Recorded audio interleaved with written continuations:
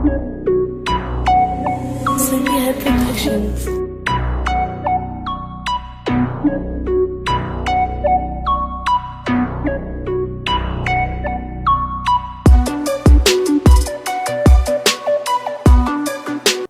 Hey, how's it going everyone? Mick Ambrose from All About Tech. Welcome back to another video. In today's video, we're going to be going back through the Bittboy. The reason why I'm making this video is because there's been a recent new custom firmware. For the new Bittboy, it's custom firmware 4.2, and for the Bittboy Pocket Go, it's 1.3. But the reason why I'm making this video is because I believe it's an absolute game changer. So yeah, let's get straight into it. So with this custom firmware, it brings some new skins, and this skin that I've got on it now, the comic book skin, is absolutely amazing. It feels really nice. It looks a lot more premium than the previous user interfaces that the Bittboy has had. Now, why am I making this video now? I believe that the older custom firmwares, it improved the Bittboy, but I couldn't go out and recommend the device because I was having issues with saving, there were emulation issues, etc. But now I've downloaded this custom firmware, and I can tell you now that one of these is definitely worth buying. I'd definitely go ahead and buy the Pocket Go because it's got the L and R bumpers, but like I said, I've had this for a while now. This is the Bittboy version 2.5. You can get this custom firmware from version 2 upwards. So anyone with a new Bittboy will be able to do this. Now, going into the emulation side of things, you may have seen on my Twitter, if not, go check it out, link will be in the description, of me showcasing Tekken 3 on PlayStation 1 running at a playable frame rate on this. You can see the frame skip working, there's some audio glitches every now and then, but it is definitely playable. And for a device, this cost me £25, that is nothing short of a miracle. Now, for PlayStation 1, not everything is going to be working great on this. Reason being is that it doesn't have bumpers. It doesn't have L1, L2, R1, R2. But for some games that don't require those, it is really good. So the first game I'm going to be showing you is Rayman 1. Rayman is one of my favourite games ever. The artwork is amazing, it's aged beautifully, the gameplay is still solid. And with the frame skip set at 2, it plays pretty much flawlessly. There's some graphical glitches when you finish the level, but then when you start the next level, it's absolutely fine. It's like it freezes a little bit, but apart from that, it runs almost flawlessly. It is a completely playable experience. Now, obviously, you need L1 and R1 for your crawl left and crawl right, but you don't use triangle anyway, and you don't use select. So I use select as R1 for the crawl and triangle as R1 for the crawl, and I will show you the gameplay in a second. I'll give you a solid couple minutes of just showing Rayman playing, and you can see it's at a perfectly playable frame rate, especially for a device this small, running PlayStation 1 games. Obviously, not all PlayStation 1 games are going to work, but I think you're going to be definitely impressed with what this little device can do. So let's show you a bit of Rayman footage now.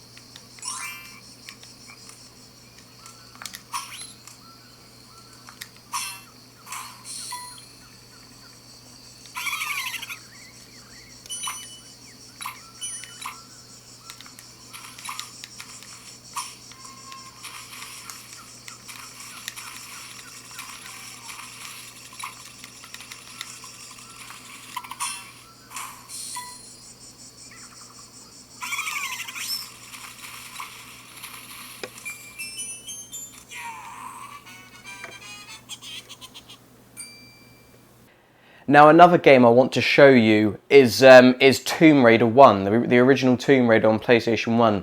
And I'm happy to say that this device can play Tomb Raider 1 at a playable frame rate. Again, auto frame skip set to 2, and it is definitely playable. I think you can notice the frame skip in action, but the audio is rock solid. You can't tell it to be too fast or too slow, and it is definitely playable. So I'm going to show you some footage now of Tomb Raider 1 in action, and I think you'll be happy to agree with me that for a little tiny device like this, it runs absolutely great. Unfortunately, Tomb Raider 1 requires the L1 and R1 at the bare minimum for your look and your walking buttons. But on the Pocket Go, you could easily complete the entire game, no problem whatsoever.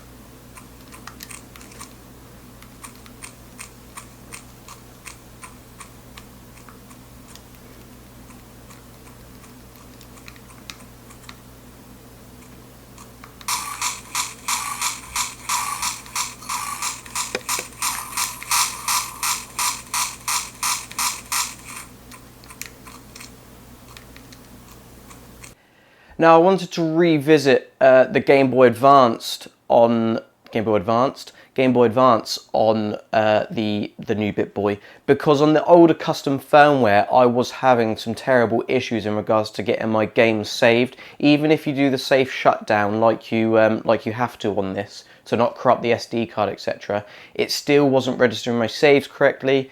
The emulator wasn't, especially in Pokemon games, it wasn't registering the clock on it, so it would say, it will come up with that error at the start of the game where you can't set the clock, which for time-based events is quite important for the Pokemon games on Game Boy Advance. But I want to revisit it because it's pretty much all fixed, apart from some minor screen tearing issues.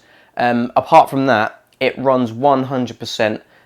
It doesn't run too fast, it doesn't run too slow, the audio is perfect on it, and it is a much considerably better experience than what it was on older custom firmwares. A massive shout out has to go out to the guys that produce this software, because it is incredibly impressive. So let's show you a bit of Pokemon Emerald running now.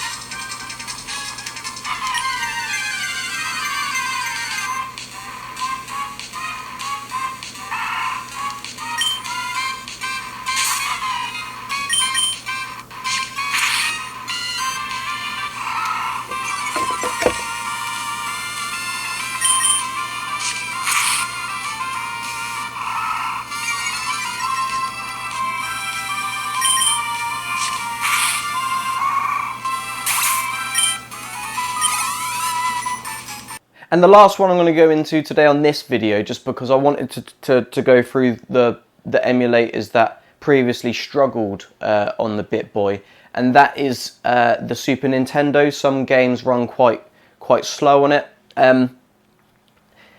There was quite a bit of graphical glitches, screen tearing, etc. But I'm happy to say that I am very happy with the Super Nintendo emulator now. I'm going to show you some footage of Super Mario World, not the most intense game to play in the world, but also some Earthworm Jim as well. Please forgive me, the gameplay is rubbish. I'm trying to play through the viewfinder on the camera, and it is my skills are not very good. But yeah, it just goes to show what software updates can do for a system like this. A really cheap handheld that you can now pick up the 3.5 version of this for literally about £20, and about roughly about £20. I think it's on offer on Retrobit, but it's just night and day, the difference.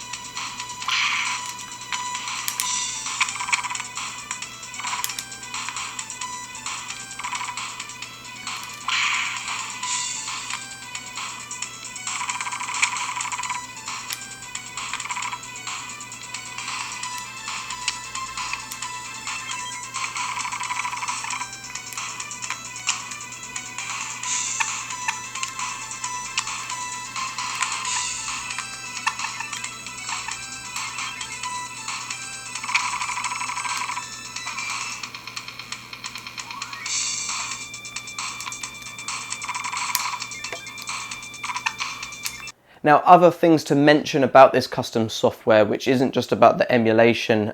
Obviously, with this custom firmware, you get all of the ports as well, like your Doom, your Cave Story, your Quake 2. You get all of that with the with it, and I do recommend using the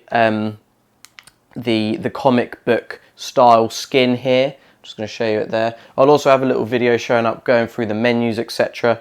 But yeah, before on the custom firmwares, you didn't have a battery indicator as to how much battery you've got left. You now have one in the bottom right hand corner. You have your volume level, you have your brightness level, and you also have what the CPU is clocked at. If I had to pick any gripes with this system, it would be the fact that it doesn't have a volume rocker.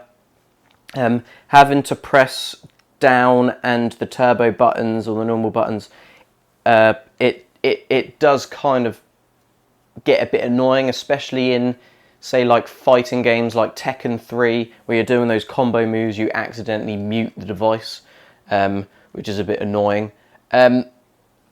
Also, I would have liked to see the buttons a bit improved. They're quite sharp on the edges, same as on the D-pad, but the Pocket Go fixes those issues.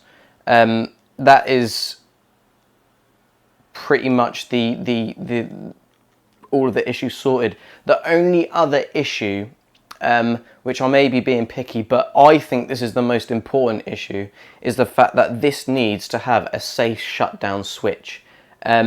So many times on the older custom firmware, I'll be playing and I wouldn't even think about it. I'd save the game and then I'll just flick the switch, which obviously runs the risk of corrupting your SD card. I think for these little handhelds to succeed, the ease of use needs to be there, and having a safe shutdown switch will obviously eliminate any of those SD card corruptions that would be likely to occur. It doesn't take long to go back into the menu and just go to the power and shut it down, but it's just a case of ease of use. I mean, if that was to drive the price up by a couple dollars or a couple pounds, I'd happily pay that couple pounds for a safe shutdown switch. So, but apart from that, my thoughts on this device now with this new custom firmware is absolutely 100% recommend this device. I have fallen back in love with the device, which I loved it when I first got it, but I definitely saw there were ways to improve. And this custom firmware that's come out, and credit to the guys that have developed this custom firmware, because I think it's the same custom firmware that's available on the other little retro handhelds as well. But the Pocket Go, I've got one on order.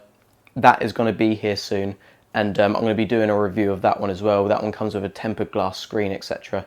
So I recommend getting the Pocket Go, or if you absolutely have to get this form factor, you can get the 3.5 version of this. It will still run the custom firmware, but yeah, definitely a must buy if you're into little retro handhelds, and the portability is absolutely fantastic. So I've been Mick Ambrose. You've been watching All About Tech. Make sure you like this video, share it around with your friends, comment down below, and subscribe for more content in regards to into all things tech related, I guess.